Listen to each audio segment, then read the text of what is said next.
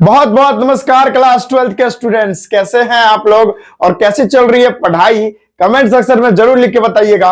और आज हम बहुत ही इंटरेस्टिंग और बहुत इंपॉर्टेंट चैप्टर स्टार्ट कर रहे हैं केमिस्ट्री में, जिसमें भाई हम सॉल्यूशन को स्टार्ट करने वाले हैं। ये जो वीडियो हम अभी बना रहे हैं, ये वीडियो सीबीएसई बोर्ड वालों के लिए, बिहार बोर्ड वालों के लिए, यूपी बोर्ड वालों के लिए, सभी स्टूडेंट्स के लिए है। और जो बच्चे नीट और जेई की प्रिपरेशन कर रहे हैं, सीयूईटी की प्रिपरेशन कर रहे हैं, उनके लिए ये भी वीडियो होने वाली है, क्योंकि इसमें हर एक तरह के मैं क्वेश्चंस करवाऊंगा, हर एक तरह के कंसेप्ट बताऊंगा। तो जितने सारे कॉम्पिटिटिव एग्जाम्स हैं, उसकी भी प्रिपरेशन आप इस चैनल से कर सकते हो। और क्लास 12 को पढ़ाऊंगा ही, और जिसमें सीबीएसई बोर्ड, बिहार बोर्ड, ठीक है, यूपी बोर्ड, जितने भी बोर्ड है सारे स्टूडेंट्स देख सकते हैं, क्योंकि एनसीईआरटी ट्रूली एनसीईआरटी में पढ़ा रहा हूं, ठीक है। और नीट और जेई के क्वेश्चंस भी करवाऊंगा, और बोर्ड के क्वेश्चन करवाऊंगा, और एनसीईआरटी के क्वेश्चन करवाऊंगा, सारा क्वेश्चन करवाऊंगा, ठीक है। तो चैनल से कनेक्टेड रहे।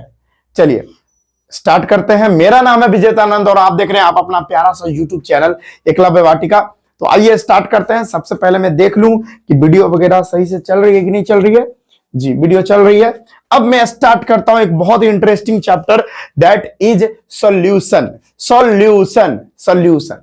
तो जी हां, पेन और नोटबुक निकालकर नोट्स बनाना स्टार्ट कर दे, क्योंकि बहुत सारे बच्चे बोलते हैं सर नोट्स कहां से ले। अरे भाई, जो लिखा रहा हूं ना वही नोट्स है, और ये बेस्ट नोट्स है, one of the best notes, ठीक है। तो पेन और नोटबुक निकाल के नोट भी करते चलना है, और क्वेश्चन जब करवाएंगे तो मजा ही आ जाएगा।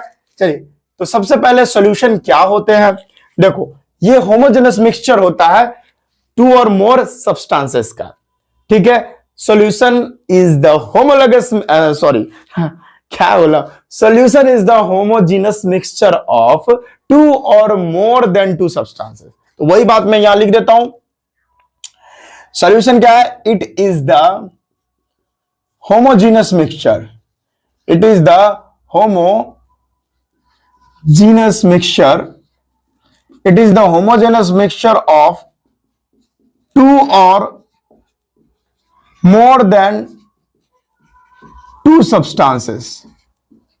ठीक है भैया, क्या बोला मैंने बोला जो सॉल्यूशन होते हैं वो होमोजेनस मिक्सचर होते हैं, दो या दो से ज्यादा सब्सटेंस, ठीक है, उसी को सॉल्यूशन बोलते हैं। कोई प्रॉब्लम? अब होमोजीनस का क्या मतलब हुआ यहां पर? What is the meaning of homogeneous? यहां पर होमोजीनस का क्या मतलब हुआ? होमोजीनस का क्या मतलब हुआ, यह बात समझा देता हूं। होमोजेनस मिक्सचर लिखना था, ठीक है, मिक्सचर है ना, होमोजेनस नहीं, होमोजेनस मिक्सचर लिखना था। चलिए, ये क्या होता है होमोजेनस मिक्सचर? क्या होता है, धैर्य रखिए, बताता हूं। देखिए क्या, it is the mixture, it is the mixture, ये एक तरह का मिक्सचर है इन विच, ये एक ऐसा मिक्सचर होता है जिसमें जो कंपोनेंट्स होते हैं, components can't be differentiate, can't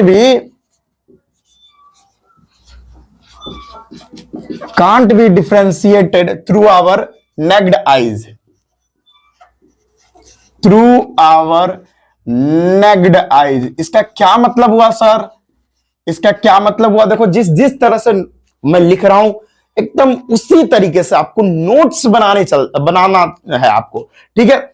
यही आपको फायदा करने वाला है, ठीक है। जैसे देखिए, होमोजेनस मिक्सचर क्या होता है? ये एक ऐसा मिक्सचर होता है जिसमें जो कंपोनेंट्स होते हैं, क्या बोला, होमोजेनस मिक्सचर ऐसा मिक्सचर होता है जिसमें कंपोनेंट्स जो होते हैं उसको आप अपने नेक्ड आईज से, अपनी नंगी आंखों से डिफरेंशिएट नहीं कर सकते। एग्जांपल दूं, जैसे आप एक ग्लास लिए, ग्लास में आपने पानी भर लिया, ठीक है, और उस पानी में ना नमक मिला दिया और ऐसे गल गल गल गल गल गल गल गल गल गल गल गल पूरा घोल दिया। तो क्या आप आंख से पता कर पाओगे कि देखो भैया यहां पर नमक है और यहां पर पानी है? बिल्कुल नहीं कर पाओगे। तो वैसा मिक्सचर जो होता है ना, वो होमोजेनस मिक्सचर होता है, ठीक है। जैसे और एग्जांपल बताता हूं, आपने पानी लिया एक गिलास में और उसमें नींबू निचोड़ दिया और पूरा मिला दिया, तो क्या आप बता पाओगे इस वाले पार्ट पर नींबू है और इस वाले पार्ट पर वाटर है, बता नहीं पाओगे क्योंकि पूरा सॉल्यूशन में वाटर और नींबू पूरा घुला हुआ है। तो इस तरह का जो सॉल्यूशन होता है उसको हम इस तरह का जो मिक्सचर होता है उसको हम होमोजेनस मिक्सचर कहते हैं। उसी तरह से सॉल्यूशन एक होमोजेनस मिक्सचर है, दो या दो से अधिक सब्सटेंसेस का। मैं यही बता रहा था आपको, ठीक है। ओके, अब देखिए जो सॉल्यूशन होते हैं, मेरी बात को ध्यान रखिए, ये जो सॉल्यूशन होते हैं, मैं देखिए पॉइंट बाय पॉइंट सारा कुछ लिखते जा रहा हूं, आपके सामने में सब कुछ लिख रहा हूं, ठीक है। तो टेंशन आपको बिल्कुल भी नहीं लेना। देखिए अब ऐसा नहीं है, सुनिए एक मस्त पॉइंट आपको बता रहा हूं, ऐसा नहीं है कि सॉल्यूशन सिर्फ लिक्विड ही हो सकता है, बिल्कुल नहीं। ऐसा अगर आप सोच रहे हो तो आप बिल्कुल भी गलत हो, यानी बिल्कुल गलत हो।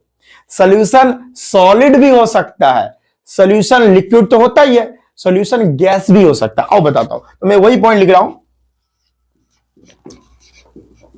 सॉल्यूशन में भी solid, liquid as well as gas. Solution जो है सॉलिड भी हो सकता है, लिक्विड भी और गैस भी हो सकता है, ठीक है। अब देखो भैया एक बात मैं बता रहा हूं, ये जो सॉल्यूशन होते हैं, ध्यान देना भाई, सॉल्यूशन जो होते हैं वो बहुत प्रकार के होते हैं। जैसे अगर सॉल्यूशन की बात करें तो बहुत प्रकार के होते हैं। जैसे हमारा एक सॉल्यूशन है जिसका मतलब सॉल्यूशन जो है उसका पहला टाइप होता है बाइनरी सॉल्यूशन, है ना। पहला सॉल्यूशन का टाइप है बाइनरी सॉल्यूशन, दूसरा भी होता है, ठीक है, और तीसरा भी होता है ना। पहला बाइनरी सॉल्यूशन, और ज्यादातर हमको बोर्ड के हिसाब से, नीट के हिसाब से, जेई के हिसाब से यही पढ़ना है, बाइनरी सॉल्यूशन। इसके बाद होता है टर्नरी सॉल्यूशन, एक होता है टर्नरी सॉल्यूशन, और एक होता है क्वाटरनरी सॉल्यूशन। तो क्वाटरनरी सॉल्यूशन QUARTANERY,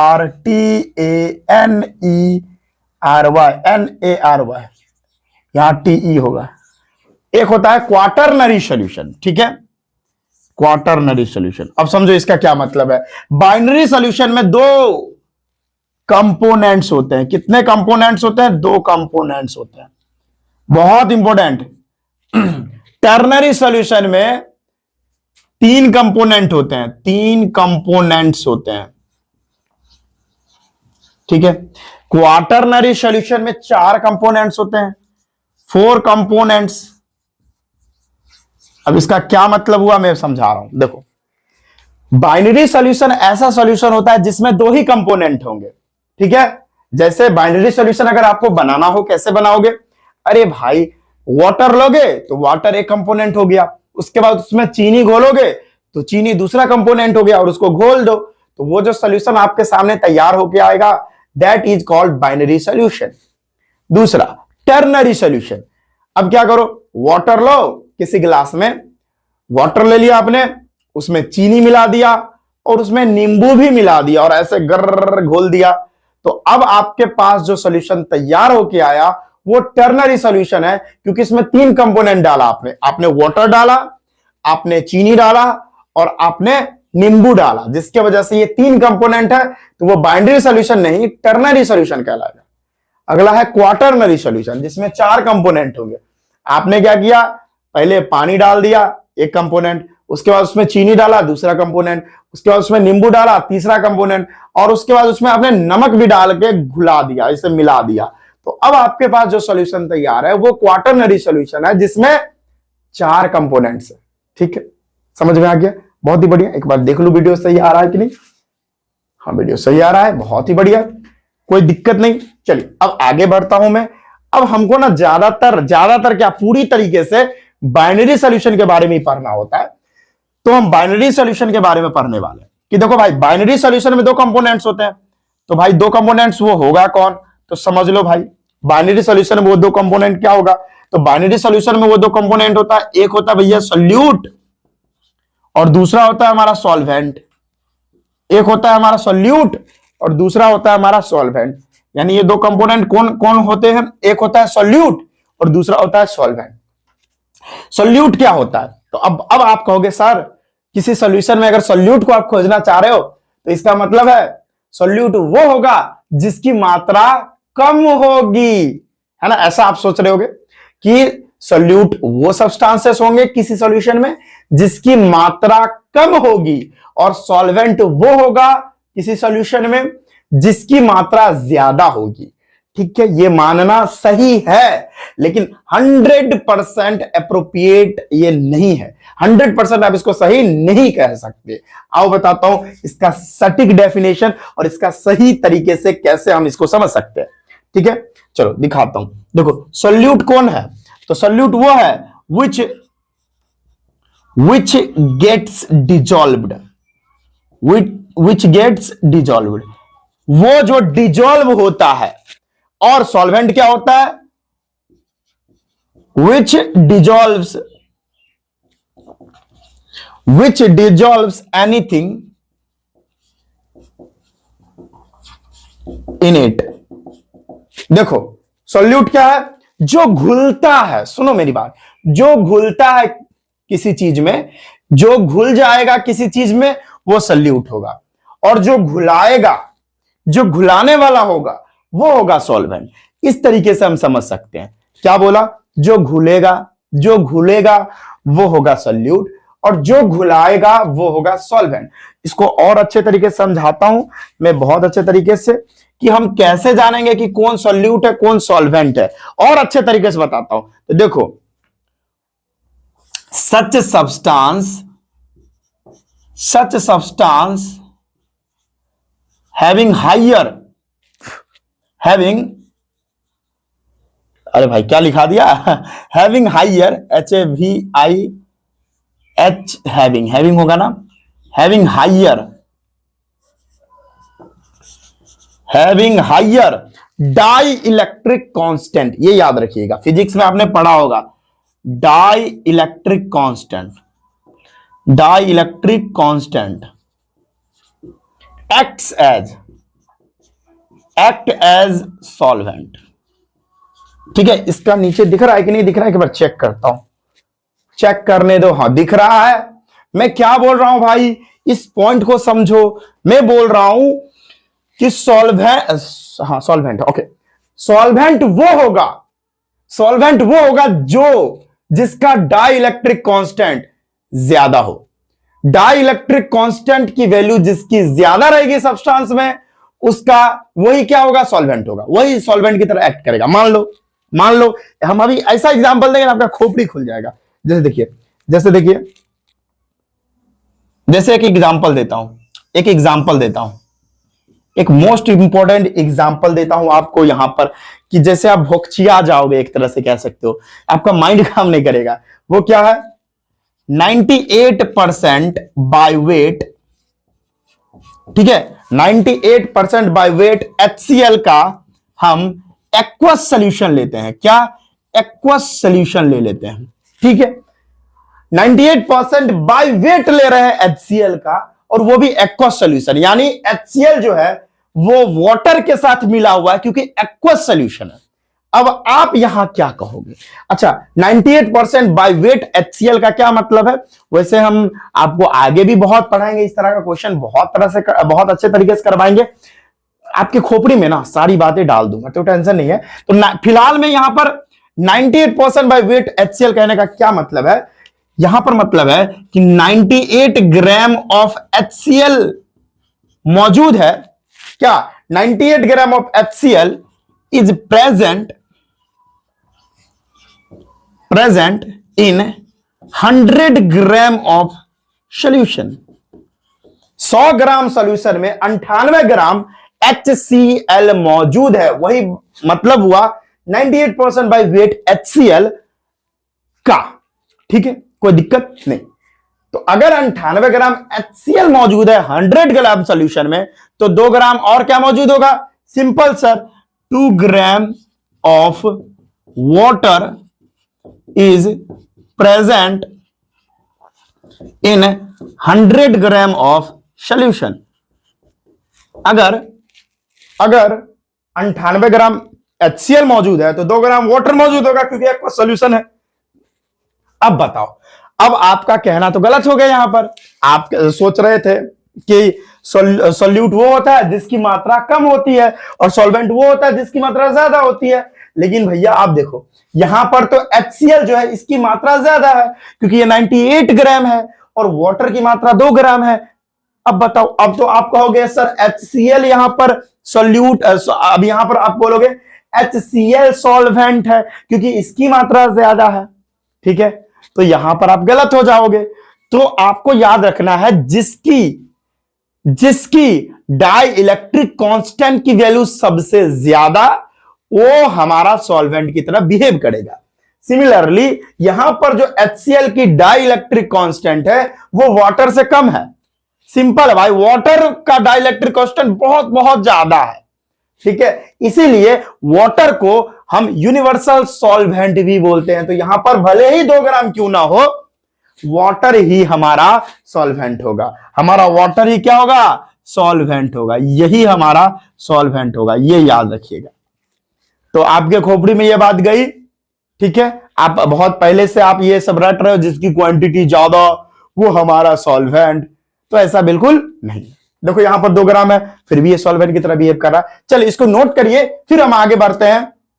चलिए इसको नोट करिए जल्दी से भाइयों। हाँ, आई होप जो हम समझा रहे होंगे आपको समझ में आ रहा होगा, कोई समस्या नहीं हो रहा होगा। मैं इधर साइड हो लेता हूं और आप इसको लिखो पहले। चलो अच्छा, यहां पर एक बात मैं छोड़ दिया हूं, देखिए वो मैं लिख देता हूं। वो ये है, मैं यहां पे लिख देता हूं, यहां पे बहुत इंपॉर्टेंट पॉइंट था कि देखिए जो सॉल्वेंट की फिजिकल स्टेट होगी वही पूरे सॉल्यूशन की फिजिकल स्टेट होगी। तो मैं लिखूंगा the physical state of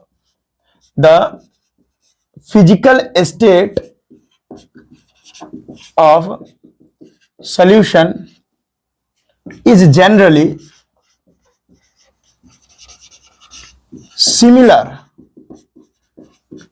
similar to solvent।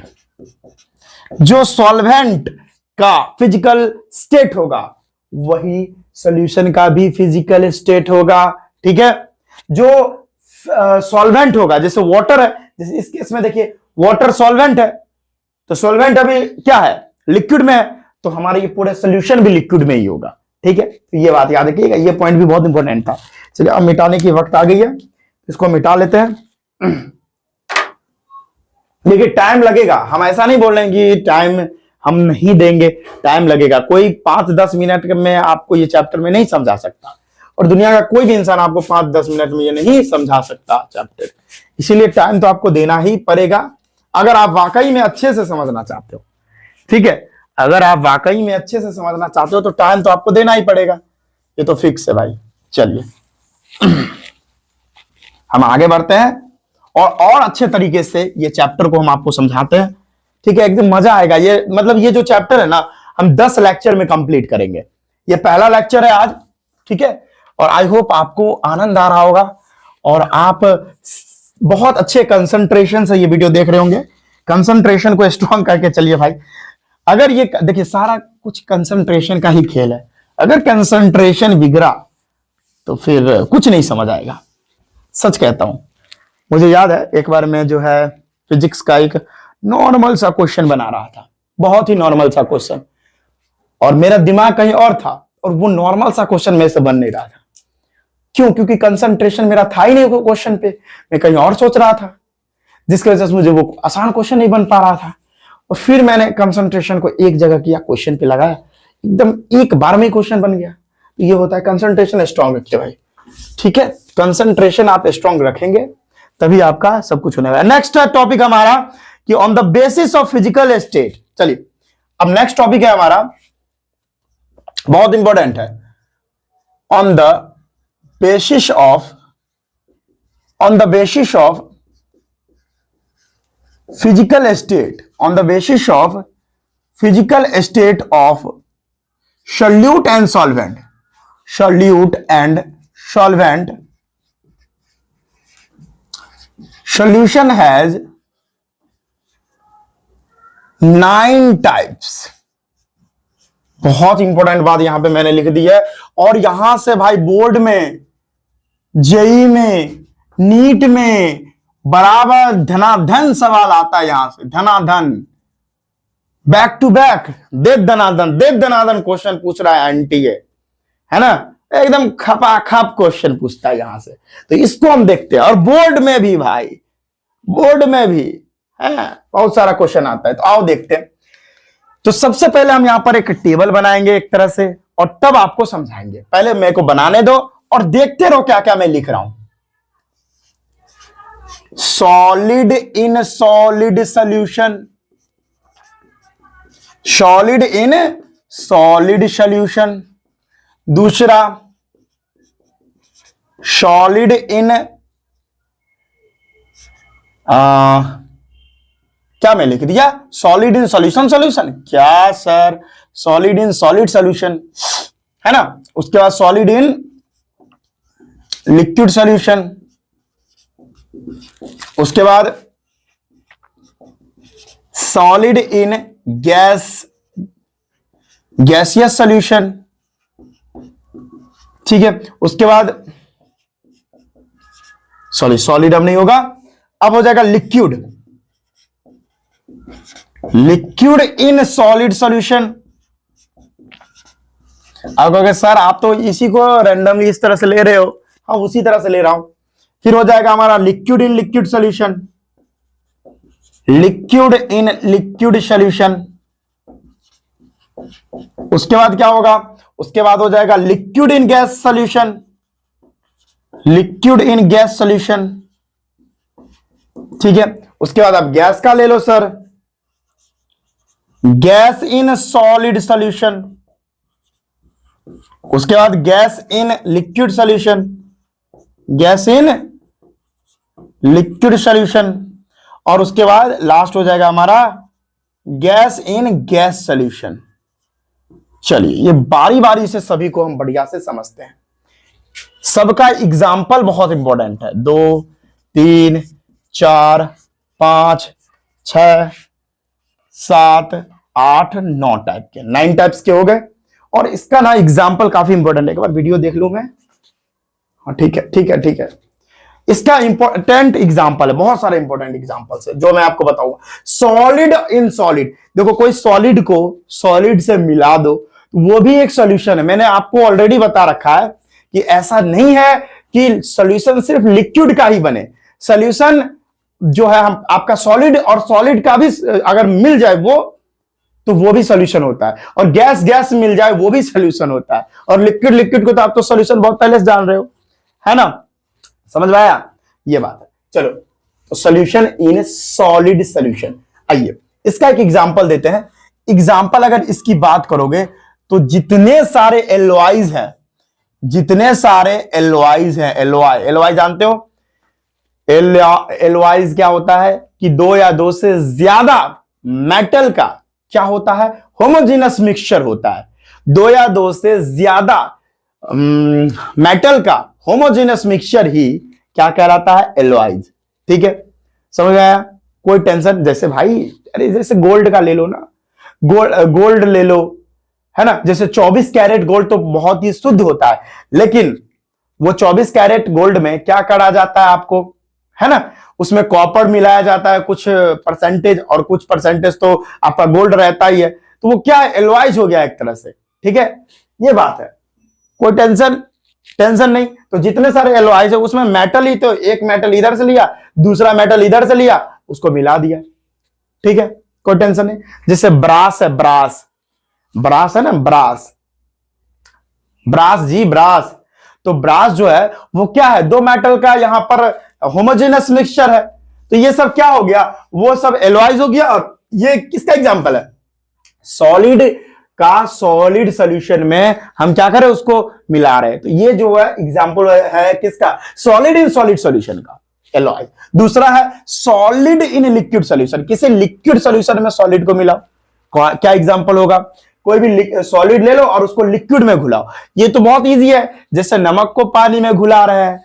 जैसे मैं एग्जांपल इसका लूंगा, कोई भी नमक ले लिया NaCl और इसको पानी में घुला रहे हैं। ये एग्जांपल तो आपको ऑलरेडी पता था, है ना। ये हमारा सॉलिड है, ये हमारा लिक्विड है, ये भी एक सॉल्यूशन है। अच्छा, तीसरा है सॉलिड इन गैसियस सॉल्यूशन, कोई भी सॉलिड को गैस में घुलाओ, कोई भी सॉलिड को गैस में मिलाओ, तो वो एग्जांपल होगा सॉलिड इन गैसेस सॉल्यूशन का। तो कोई एक सॉलिड ले लो, जैसे एग्जांपल हम इसका लेते हैं, इसका एग्जांपल हो जाएगा कोई भी सॉलिड को आप गैस में मिला रहे हो, तो ये एग्जांपल हो जाएगा क्या, dust particle in air. Yes, dust particle, dust particle in air. Air में जो डस्ट पार्टिकल है, डस्ट पार्टिकल क्या होते हैं, सॉलिड होते हैं और वो पूरे एयर में घुल मतलब मिले हुए हैं, तो इसका एग्जांपल हो जाएगा solid, solid dust particle solid है और वो गैस में पूरी रैंडमली तरीके से इधर उधर घूम रहे हैं, तो इसका एग्जांपल हो जाएगा सॉलिड इन गैसेस सॉल्यूशन का डस्ट पार्टिकल। और एक एनसीईआरटी में लिखा है निकल को हाइड्रोजन से मिलाओ, तो ये भी एग्जांपल है, निकल सॉलिड होता है और हाइड्रोजन गैस होता है, ठीक है। अच्छा, लिक्विड इन सॉलिड सॉल्यूशन, कोई लिक्विड इन सॉलिड सॉल्यूशन का एग्जांपल बताइए। कोई भी चीज का पेस्ट या जेल या किसी भी चीज का पेस्ट, अरे भाई लिक्विड इन सॉलिड सॉल्यूशन। हाँ, कोई भी सॉलिड ले लो, कोई भी सॉलिड ले लो और सॉलिड में थोड़ा पानी मिला दो, तो उसका जो पेस्ट क्या है, उसका जो पेस्ट है वो गाढ़ा गाढ़ा गाढ़ा गाढ़ा बनता है।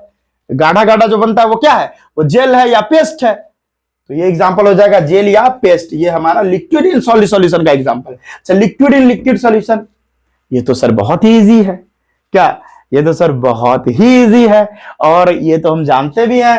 क्या क्या, तो एल्कोहल जी, सभी लोग जानते होंगे, alcohol plus water, alcohol plus water जो सॉल्यूशन है ये भी लिक्विड, ये भी लिक्विड, इसका एग्जांपल हो गया। नेक्स्ट है लिक्विड इन गैस, कोई भी लिक्विड को गैस में मिलाओ, कोई भी लिक्विड को गैस में मिलाओ, कोई भी लिक्विड क्या है, जैसे इसका एक परफेक्ट एग्जांपल है फॉग। फॉग, फॉग वो धुंध जो होता है ना, ठंड के महीना में होता है, ठंड के महीना में जो धुंध है वो क्या है, लिक्विड है और वो पूरी गैस में मिला रहता है ना, तो फॉग जो है परफेक्ट एग्जांपल है। गैस इन सॉलिड सॉल्यूशन, इसका देख लो, कोई भी गैस है वो सॉलिड में मिला हुआ है। हाँ, इसका एग्जांपल स्पॉन्ज हो जाएगा। कैसे, स्पॉन्ज जो होता है वो क्या होता है, उसके अंदर छेद छेद होता है और छेद में क्या होती है, एयर होती है, तो सॉलिड के अंदर क्या घुला हुआ है, क्या मिला हुआ है, एयर मिला हुआ है, तो ये स्पॉन्ज जो है वो एग्जांपल हो जाएगा, perfect example gas in solid solution का, तो हो जाएगा स्पॉन्ज। स्पॉन्ज हो गया या फोम हो गया, ये परफेक्ट एग्जांपल है किसका, गैस इन सॉलिड सॉल्यूशन का। नेक्स्ट है हमारा गैस इन लिक्विड सॉल्यूशन। अरे भाई, ये बियर, जितने भी बियर होते हैं, जितने भी बियर कोई भी ब्रांड के हो जाए, बियर है, उसके बाद हमारा कोल्ड ड्रिंक्स है, ये सब क्या है, ये सब एग्जांपल है गैस इन लिक्विड सॉल्यूशन, ठीक है। बियर क्या है, जैसे सोडा वगैरह हो गया, उसमें क्या है, गैस भरा जाता है किसी लिक्विड सॉल्यूशन में, बियर भी वही है, ठीक है। और लास्ट है गैस इन गैस सॉल्यूशन, इसका एग्जांपल अगर बात करें तो ये एयर हो जाएगा। एयर में क्या है, बहुत गैस एक दूसरे से मिले होते हैं, nitrogen gas, oxygen gas, carbon dioxide gas, तो ये गैस इन गैस का एग्जांपल हो गया एयर। तो इसको लिख लो, फिर आगे बढ़ता हूं, इसका स्क्रीनशॉट ले लो, काफी इंपॉर्टेंट है भाई, VVI, वेरी वेरी इंपॉर्टेंट है, ठीक है। चलिए नोट कर लीजिए, फिर आगे बढ़ते हैं।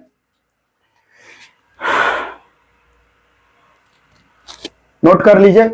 अच्छा, एक यहां पर मैंने मिस्टेक कर लिया, ये वाला सॉलिड इन गैसेस सॉल्यूशन, तो ये इसका यहां पे नहीं होगा, इसका जो है ना यहां पे होगा, यहां पे सॉलिड इन यानी Ni+H2, ये एग्जांपल होगा इसका, है ना, समझ में आया, ये एग्जांपल होगा कि H2 इन H2 प्लस Ni, ये एग्जांपल होगा इसका। अच्छा, यहां डस्ट पार्टिकल इन एयर का एग्जांपल होगा कैम्फोर वाला, कैम्फोर, ठीक है, कैम्फोर प्लस नाइट्रोजन गैस, ठीक है, ये एग्जांपल होगा। तो मिस्टेक हो जाता है, अब नोट कर लीजिए, फिर आगे बढ़ते हैं अपना, ठीक है, कॉन्सेंट्रेशन टर्म्स पर। अब हम आगे बढ़ते हैं कॉन्सेंट्रेशन टर्म्स, थोड़ी वीडियो बिगड़ गई है, इसको सही कर लेते हैं। तो चलिए स्टूडेंट्स, अब हम बात करते हैं कॉन्सेंट्रेशन टर्म्स के बारे में, दैट इज हमारा कॉन्सेंट्रेशन टर्म्स। कॉन्सेंट्रेशन टर्म्स बहुत इंपॉर्टेंट है, ठीक है, यहां से बहुत सारे question Bihar board, UP board, CBSE board, NEET में, जेई में, सीयूईटी में, हर एक एग्जाम में आ रहा है यहां से क्वेश्चन। तो बढ़िया से कंसंट्रेशन टर्म्स को समझते हैं। तो यहां पर एक टर्म आ गया दैट इज कंसंट्रेशन, तो इसको हम पहले समझ लेते हैं क्योंकि बहुत बार क्वेश्चन भी आएगा कंसंट्रेशन कंसंट्रेशन, तो सब पहले समझ लेते हैं कि कंसंट्रेशन क्या होता है। कंसंट्रेशन को पहले समझते हैं। What is concentration? कंसंट्रेशन का क्या मतलब हुआ? देखो भाई, कंसंट्रेशन रिप्रेजेंट करता है अमाउंट ऑफ सॉल्यूट इन किसी भी सॉल्यूशन में। किसी भी सॉल्यूशन में अमाउंट कितना है किसी सॉल्यूट का, वही कंसंट्रेशन कहलाता है। मतलब मैं लिखूंगा it represents the amount of solute present in solution।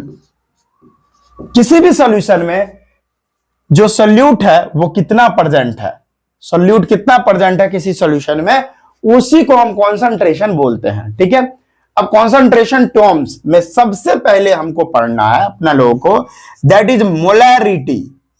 क्या भैया? मोलैरिटी। सबसे पहले हमको मोलैरिटी के बारे में पढ़ना है, काफी इंपॉर्टेंट है। देखिए भैया, मोलैरिटी कहते हैं किसको? What is molarity? बहुत इंपॉर्टेंट है, यहां से बहुत सारे सवाल आएंगे और यूपी बोर्ड, बिहार बोर्ड में तो भर भर के आ रहे हैं। तो आइए देखते हैं मोलैरिटी का क्या मतलब हुआ। देखिए, ध्यान से देखिएगा तभी आपको समझ में आएगा। आइए देखते हैं। नंबर ऑफ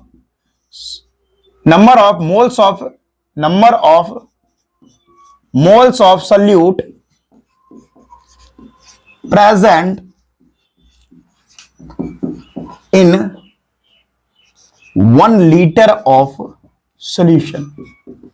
अगर 1 लीटर सॉल्यूशन में कितना नंबर ऑफ मोल्स प्रेजेंट है किसी भी सॉल्यूट का, उसी को हम मोलैरिटी बोलते हैं। क्या बोला मैंने बोला 1 लीटर सॉल्यूशन में किसी भी सॉल्यूट का कितना मोल प्रेजेंट है उसी को मोलैरिटी बोलते हैं। 1 लीटर सॉल्यूशन में किसी भी सॉल्यूट का कितना मोल प्रेजेंट है उसी को मोलैरिटी बोलते हैं। ओके, ठीक है। अच्छा, इसको डिनोट किस चीज से करते हैं? तो इसको ना कैपिटल एम की स्मॉल एम, ये कैपिटल एम से दिखाते कि स्मॉल एम से, तो स्मॉल एम से दिखाते हैं। मैं लिखूंगा it is denoted by small m. Small m से दिखाते हैं इसको। जो इसकी जो यूनिट होती है, यूनिट वो क्या होती है? वो होती है भैया मोल पर लीटर, या इसको मोलर भी बोला जाता है, मोलर। ठीक है, या इसको आप ऐसे लिखो, नहीं तो आप ऐसे भी लिख सकते हो, मोल पर लीटर, ऐसे भी लिख सकते हो। कोई टेंशन वाली बात है ही नहीं। चलिए, तो यहां से आप पता किए कि किसी भी सॉल्यूट का कितना मोल 1 लीटर सॉल्यूशन में घुला हुआ है, उसको मोलैरिटी बोलते हैं। यहां से फॉर्मूला क्या होगा? मोलैरिटी का फॉर्मूला क्या होगा? मोलैरिटी यानी स्मॉल एम बराबर क्या होगा? नंबर ऑफ मोल्स ऑफ, यहां पे लिखूंगा number of moles of solute divided by क्या? वॉल्यूम ऑफ सॉल्यूशन, और वो भी लीटर में। ठीक है, ये है हमारा फॉर्मूला मोलैरिटी का। याद रखिएगा इस बात को भाई, इस बात को आप गांठ बांधकर माथा में घुसा लो, यानी माइंड में घुसा लो इस बात को। अच्छा, कहीं कहीं पर अगर आपका वॉल्यूम किसी भी सॉल्यूशन का ml में दिया हो तो क्या हो जाएगा इसका फॉर्मूला? तो मोलैरिटी बराबर स्मॉल m बराबर number of moles of solute तो होगा। अच्छा, एक बात मैं आपको बताना भूल गया, देखो सॉल्यूट में यहीं पे बता देता हूं क्योंकि आगे हमको बहुत सारा क्वेश्चन इस पर करना है, तो बाद में परेशानी ना हो। यह है सॉल्यूट, आई एम सॉरी, यह है सॉल्वेंट। देखो सॉल्यूट, जनरली बात करें, जनरली सॉल्यूट की जो मात्रा कम होती है, आप लोग के हिसाब से चल रहा हूं, तो इसको हम बी से मानते हैं और सॉल्वेंट को हमेशा ए से दिखाते हैं, ये याद रखिएगा। ठीक है, ओके। तो अगर मोल की बात करें, क्योंकि अभी आपको बताया कि सॉल्यूट के कितने मोल प्रेजेंट है, तो सॉल्यूट के मोल को हम NB लिख सकते हैं। हाँ सर, लिख सकते हैं, क्योंकि मोल को N से दिखाते हैं और सॉल्यूट को B से दिखाते हैं, तो NB लिख दिया। और वॉल्यूम ऑफ सॉल्यूशन, और क्या? वॉल्यूम ऑफ सॉल्यूशन, और वो भी किस चीज में? अगर ml में रहे ml में अगर रहे तो ऊपर में 1000 हमको लिख देना है। क्या करना है? 1000 लिख देना, और यही हमारा फॉर्मूला है अगर ml में रहे तो। ठीक है, यह है फॉर्मूला और यही था मोलैरिटी। आइए एक क्वेश्चन करते हैं। आइए बहुत ही सिंपल सा एक क्वेश्चन कर लेते हैं। चलिए, क्वेश्चन क्या कर रहा है कि मोल्स ऑफ सॉल्यूट जो है, moles of solute 4 and volume of solution is 1। चलिए यहां से क्वेश्चन कर लेते हैं। बहुत ही सिंपल क्वेश्चन पहले करते हैं, पहले बहुत इजी क्वेश्चन करेंगे, उसके बाद बढ़िया बढ़िया क्वेश्चन करेंगे मोलैरिटी पर, क्योंकि क्वेश्चन बहुत करेंगे हम इस पर। ठीक है, जब चैप्टर कंप्लीट होगा उस टाइम भी करेंगे। देखो क्या कह रहा है क्वेश्चन, एक बार मैं पढ़ लूं। क्या है कि moles of solute 4 and volume of solution is 1। यहां पर क्वेश्चन है moles of solute is 4 and volume of solution is 1 litre. तो m क्या होगा? Small m। बताइए, बहुत इजी क्वेश्चन है कि मोल्स सॉल्यूट का 4 दिया हुआ है, वॉल्यूम सॉल्यूशन का 1 लीटर दिया है, तो मोलैरिटी क्या होगी? मोलैरिटी बराबर क्या होती है? Number of moles of solute divided by volume of solution in litre. और लीटर में दिया भी है तो हमको ml में चेंज करने की कोई मतलब ml में थोड़ी करना, 1000 ऊपर लिखना ही नहीं है, क्योंकि लीटर में दे रखा है ऑलरेडी। मोल्स कितने दे रखे हैं? 4, तो मैं लिखूंगा 4 डिवाइडेड बाय वॉल्यूम कितना है सॉल्यूशन का? 1 लीटर। 1 लीटर, तो टोटल मिला के मोलैरिटी क्या हो गई? 4। और ऊपर में देखो मोल है और नीचे लीटर है, तो लिखूंगा इसका यूनिट मोल पर लीटर, ऐसे भी छोड़ दो। या इसको मोलर भी बोलेंगे, 4 मोलर भी बोल सकते हैं, कोई टेंशन नहीं है। ये बहुत इजी क्वेश्चन था। अब हम इसके बाद जो क्वेश्चन करने वाले हैं वो काफी अच्छे अच्छे करने वाले हैं। पहले इसको नोट करेंगे, फिर बढ़िया बढ़िया क्वेश्चन। चलिए भाई तो चलिए यहां पर दूसरा क्वेश्चन क्या है, इसमें कह रहा है कि calculate the molarity of NaOH solution prepared by dissolving its 4 gram in enough water to form 250 ml of solution if the molar mass of NaOH 40। बहुत ही इंपॉर्टेंट और बहुत ही इजी क्वेश्चन है। इसमें आपको मोलैरिटी कह रहा है निकालने के लिए NaOH का, जिसमें NaOH का 4 ग्राम मिला हुआ है। ठीक है, और वाटर का जो सोल्यूशन है वो 250 ग्राम है। ठीक है, तो बताइए मोलर मास क्या होगा NaOH का। ठीक है चलिए, तो वीडियो देख ले, सही चल रहा है, बार बार वीडियो गड़बड़ कर देता है यार। चलो अब सही है, इसका सॉल्यूशन करते हैं। आइए देखिए, पहले क्या क्या दिया हुआ वो लिख लेते हैं। तो ये 4 ग्राम क्या दिया हुआ है? गिवन मास दिया हुआ है। गिवन मास क्या? गिवन मास दिया हुआ है सॉल्यूट का। तो सॉल्यूट का गिवन मास कैसे दिखाते हैं? WB से दिखाते हैं। तो WB कितना दिया हुआ है? 4 ग्राम। ठीक है, मोलर मास को हम लोग M से दिखाते हैं, कैपिटल M से। तो मोलर मास कितना दिया हुआ है? मोलर मास यानी MB कितना दिया हुआ है? वो दिया हुआ है 40 ग्राम, 40 ग्राम। बहुत ही बढ़िया, जिससे यहां पर हम इस दोनों की मदद से हम मोल निकाल सकते हैं। मोल हम निकाल सकते हैं यहां से। ठीक है, उसके बाद वॉल्यूम ऑफ सॉल्यूशन क्या दिया हुआ है? वॉल्यूम ऑफ सॉल्यूशन 250 ml दिया हुआ है, 250 ml दिया हुआ है। तो आइए मोलैरिटी निकाल लेते हैं। मोलैरिटी स्मॉल m बराबर क्या होता है? Number of moles of solute divided by volume of solution, और यहां पर अगर ml में है तो ऊपर में 1000 चला जाएगा। सिंपल सी बात है। आओ तो मोलैरिटी निकालते हैं। मोल्स कैसे निकलेगा?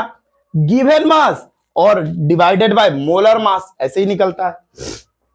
देखो, तो मोल अगर निकालना है तो गिवन मास 4 ग्राम दिया है और डिवाइडेड बाय मोलर मास 40 ग्राम है। ठीक है, और पूरा divided by volume of solution कितना है? 250 ml है, ऑलरेडी बता रखा हूं 250 ml, और अगर ml है तो ऊपर में 1000 जाएगा ही जाएगा। आइए इसको सॉल्व कर लीजिए, आपका जो आंसर है आपके चरणों में रहेगा। कैसे? तो आओ कर लेते हैं। तो ये 0 से 0 गया तेल लेने, ये 0 से ये 0 गया तेल लेने। ठीक है, 4 से 4 गया तेल लेने। ठीक है, और यहां पर जो मोलैरिटी होगी वो क्या होगी? आइए इधर बता देते हैं, उधर अगर आपको ना दिखे तो। मोलैरिटी बराबर क्या हो जाएगी? वो हो जाएगी 10/25। 10/25 यहां से आप कैलकुलेट कर लो। 5 2 जा 5 5 जा दैट इज 2/5। और यहां से अगर आप कैलकुलेट करोगे तो क्या आ रही है भाई, 5 को 2 से 0.4 आ रही है। अगर आप इसको कट करोगे तो 0.4 आएगी।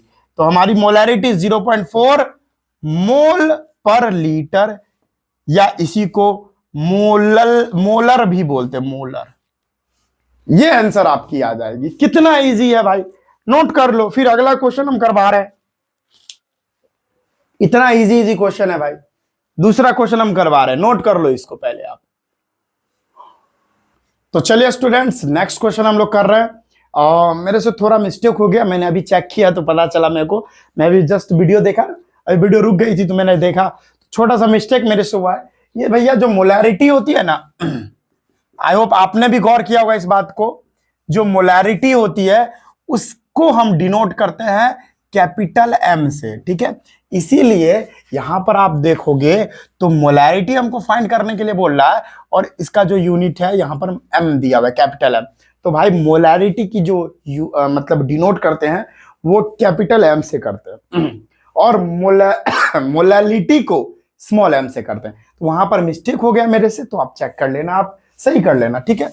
गलती इंसान से ही होती है भाई, ठीक है। चलिए इसका सॉल्यूशन करते हैं। देखिए भैया, ये क्वेश्चन जो है ना, नीट 2013 में पूछ चुका है। मैंने आपको ऑलरेडी डिस्कस किया कि मैं हर तरह का क्वेश्चन आपको करवाने वाला हूं।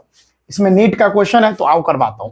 क्वेश्चन क्या कह रहा है, 6.02 × 10⁻20 मॉलिक्यूल यूरिया का अगर प्रेजेंट है 100 ml सोल्यूशन में, तो बताना है कि कॉन्सेंट्रेशन इस सोल्यूशन का क्या होगा, ठीक है। तो यहां पर 4 ऑप्शन दे रखे हैं, तो आइए सॉल्व करते हैं। नीट में पूछा गया क्वेश्चन है, तो आइए यहां पर मॉलिक्यूल्स दिया, यानी नंबर ऑफ पार्टिकल्स दे रखे हैं।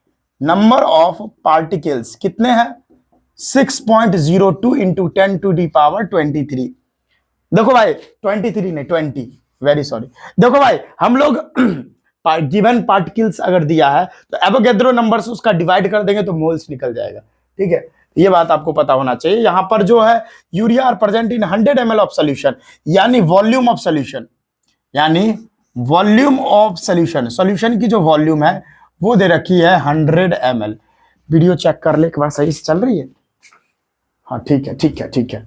वो जो लाइनिंग स्टार्ट हो जाती है वो मेरे को पसंद नहीं है, बच्चों को ही परेशानी होती है, ठीक है। और भी कुछ दिया है नहीं। चलिए यहां से हम इसका क्या कर सकते हैं, अच्छा यूरिया दिया है, यूरिया का हम पहले क्या करते हैं, मोलर मास निकाल लेते हैं। यूरिया, देखो यूरिया का जो मोलर मास होता है, यूरिया का जो मोलर मास होता है वो होता है, मतलब उसका फॉर्मूला होता है NH2CO NH2, और इसका मोलर मास अगर निकाले तो क्या होगा, NH2 ऐसे लिख सकता हूं, NH2 का होल ट्वाइस और CO डायरेक्ट इसका निकाल लेते हैं। चलो नाइट्रोजन का होता है 14 और हाइड्रोजन का होता है 1 × 2, और इसका डबल कर दो, ठीक है, इसका डबल कर दो, और फिर प्लस में कार्बन का 12 और ऑक्सीजन का 16, ठीक है। यहां से हो जाएगा 16 दूनी 32, इधर हो गया 32 + 12 + 16, दैट इज 6 2 8, 8 2 10 के जो हाथ में 1 2 और 1 3 3 6 60 ग्राम, 60 ग्राम इसका मोलर मास है। तो मोलर मास मैं लिखूंगा, मोलर मास ऑफ NH2 का whole twice CO, that is urea का कितना है, 60 ग्राम। बहुत ही बढ़िया, अब हो गया। चलिए अब करते हैं, पहले मोल्स निकाल ले। पहले अगर आपको मोलैरिटी निकालना है, कैपिटल एम, स्मॉल एम नहीं, वेरी सॉरी, मेरे से प्रॉब्लम हो गया था थोड़ा, मतलब मिस्टेक हो गया था। कैपिटल एम आपको निकालना है, तो मोल्स ऑफ क्या, मोल्स ऑफ सॉल्यूट आपको पता होने चाहिए, और वॉल्यूम ऑफ सॉल्यूशन, और यहां पर ml में वॉल्यूम दे रखी है। अगर ml में दे रखी है तो ऊपर में 1000 आपको करना ही पड़ेगा। चलिए पहले मोलैरिटी निकालिए, तो पहले मोल्स निकालिए। मोल्स में निकालने के लिए आपको नंबर ऑफ पार्टिकल्स दे रखे हैं, ठीक है। चलिए तो नंबर ऑफ पार्टिकल्स है, तो पहले यहां से मोल्स इधर निकाल लेता हूं, मोल्स, ताकि आप लोगों को परेशानी नहीं होगी। कैसे मोल निकालते हैं, मोल हम सर निकालते हैं, इधर लिख देता हूं। मोल्स हम कैसे निकालते हैं, मोल्स हम निकालते हैं given particle by Avogadro number से, ठीक है। क्योंकि यहां पर गिवन पार्टिकल दिया है, अभी मास वगैरह नहीं दिया है, तो पार्टिकल कितना है 6.02 × 10⁻20 पार्टिकल आपको गिवन है, और एवोगैड्रो नंबर की जो वैल्यू होती है वो होती है 6.022 इंटू 10⁻23। लगभग ये कट जाएगा ये दोनों। और ये देखो 10⁻23 ऊपर जाएगा तो माइनस में 23 हो जाएगा, तो बराबर हो जाएगा 10⁻20 माइनस 23। तो यहां पर जो मोल्स आएगा वो हो जाएगा 10⁻−3, और 10⁻−3 को हम लिख सकते हैं 0.001 मोल। इतना आ गया, मोल कितना आया, मोल आ गया 0.001। तो मैं यहां पर लिखूंगा मोल 0.001, इतना मोल आया। और इनटू में 1000 है तो 1000 लिख लो, डिवाइडेड बाय वॉल्यूम सॉल्यूशन का। सॉल्यूशन की वॉल्यूम कितनी है, सॉल्यूशन की वॉल्यूम अभी आपको बताया, यहां पर वॉल्यूम जो है सॉल्यूशन की वो 100 ml है, तो नीचे 100 ml लिख लो आप, कोई प्रॉब्लम नहीं है। देखो भाई ये जीरो से ये जीरो गया, ये जीरो से ये जीरो गया, है ना, ये पॉइंट उड़ेगा तो ये 1 2 3 0 नीचे भी आ जाएगी, दैट इज ये जीरो से ये जीरो भी कट गया।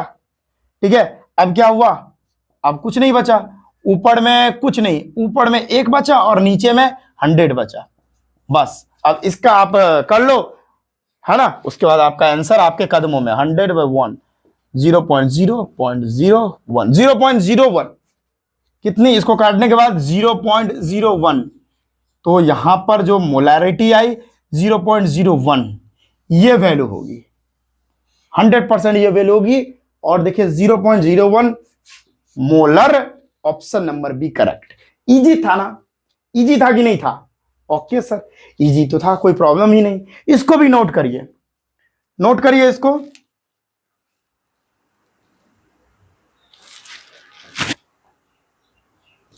चलिए स्टूडेंट्स एक और क्वेश्चन कर लेते हैं मोलैरिटी के ऊपर। जितना क्वेश्चन हम लोग करेंगे उतना हमारा कंसेप्ट क्लियर होता जाएगा। देखिए क्वेश्चन है, if the concentration of glucose, glucose का फॉर्मूला होता है ये, इन ब्लड इज 0.72 ग्राम पर litre, the molarity of glucose in blood is dash into 10⁻⁻3। ठीक है, क्या होगा क्या होगा क्या होगा, चलिए आइए बनाते हैं इस क्वेश्चन को। तो इसमें क्या क्या दे रखा है, दे रखा है 0.72 ग्राम पर लीटर। ठीक है, यानी जो आपकी ग्लूकोज है, यानी जो ग्लूकोज है उसकी दे रखी है मास 0.72 ग्राम। ठीक है, अब आपको पता होना चाहिए ग्लूकोज का मोलर मास, यहां पर दे रखा है कार्बन का 12, हाइड्रोजन का 1 यूनिट और ऑक्सीजन का 16 ग्राम। तो ग्लूकोज होता है C6H12O6। ठीक है, और इसका आपको निकालना है, वो तो मेरे को पता है कि 180 होगा, लेकिन आपके लिए मैं इसको भी कैलकुलेट करता हूं। कार्बन का होता है 12, इसका आइटम 6 है, प्लस हाइड्रोजन का होता है 1 और इसका आइटम 12 है, प्लस ऑक्सीजन का होता है कितना भाई 16 और इसका 6 है। ठीक है, चलिए यहां 72 प्लस 12 96, तो यहां से कैलकुलेट करो, 6 2 8 2 10 की जो में 1 9 1 10 1 11 8 11 7 18 18 180 ग्राम। में जो पता था, मैं बहुत बार क्वेश्चन यहां बनाता हूं तो मेरे को याद है। ठीक है, तो ग्लूकोज का जो मोलर मास है, मोलर मास ग्लूकोज का वो कितना होता है 180 ग्राम। ठीक है, तो आइए निकालते हैं मोलैरिटी।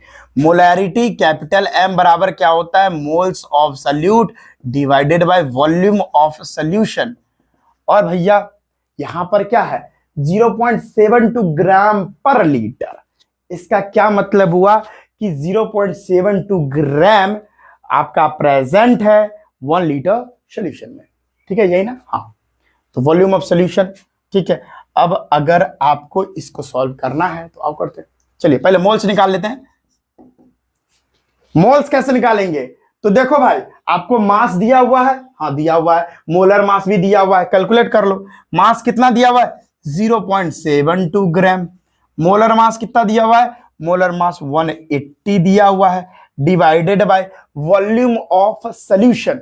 सॉल्यूशन का वॉल्यूम भी आपको पता चल रहा होगा कितना दिया भाई, हमारा क्या हो जाएगा, देखो भाई यहां पर 0.72 ग्राम है तो मास तो वो हो जाएगा, और 0.72 ग्राम पर लीटर, 1 लीटर में 0.72 ग्राम आपको मिल रहा है। इसका मतलब जो वॉल्यूम है वो 1 लीटर ही दे रखी है, कोई परेशानी नहीं है। लीटर में है तो ml में चेंज करने की जरूरत ही नहीं है, ये लीटर में ऑलरेडी। तो मोलैरिटी क्या हो जाएगी। अब यहां से देखो सिंपल है भाई, ये पॉइंट उड़ेगा तो 100 यहां पे जाएगा, तो कर लो यहां से आप कैलकुलेट, कितना हो जाएगा, दैट इज 72/18000, बस ऐसे ही होगा। कैलकुलेट करो, कट करो, मैं यहां पे कैलकुलेटर भी नहीं है जो मैं कैलकुलेट कर सकता हूं, ठीक है। यहां से कैलकुलेट आप करोगे ना तो मुझे पता है कि जो वैल्यू है वो 0.004 आने वाली है, ठीक है। और अगर चूंकि आपको देखो 0.04 0.04 नहीं 0.04, हाँ ठीक है ठीक है ठीक है ठीक है, तो यहां से आपकी जो वैल्यू है 0.04 आ जाएगी। और इसी को हम लिख सकते हैं, क्या लिख सकते हैं, ये पॉइंट अगर 1 2 है ना, 1 2, एक काम करो 0.04 नहीं आएगी, 0.0004 आएगी, ठीक है, ये सही है। आप कैलकुलेट करोगे तो आपको पता चल जाएगा। तो यहां से हमारी वैल्यू है वो 1 2 3 पॉइंट खसका दो इधर, तो 4 × 10⁻³ मोलर आ जाएगी, मोल पर litre. This is our correct option. तो कौन सा सही है, ऑप्शन नंबर बी सही है, ये नहीं सही है, याद रखिएगा, नहीं तो आप ये नहीं कर लेना, गलत हो जाएगा, ठीक है। चलिए नोट कर लीजिए, इस तरह का क्वेश्चन हम करवाते रहेंगे। अभी तो 4 क्वेश्चन ही करवाया हूं, है ना। चलिए चलिए भाइयों, आई होप आज का लेक्चर आपको पसंद आया होगा। थोड़ा तबीयत खराब है जिसकी वजह से मैं धीरे बोल रहा हूं आज लेकिन कोई बात नहीं है, जैसे ही तबीयत सही होगी तो आ जाएंगे अपने फॉर्म में। तो चलिए स्टार्ट क्या करें भाई, अब तो कंप्लीट हो गया यहाँ पर ये हमारा लेक्चर आज का। अगले दिन हम मोलैलिटी के ऊपर बात करेंगे, ठीक है, और भी जैसे मोल फ्रैक्शन हो गया, ये सारे के बारे में हम अगले वीडियो में बात करेंगे। चलिए मिलते हैं अगले वीडियो में, जय हिंद।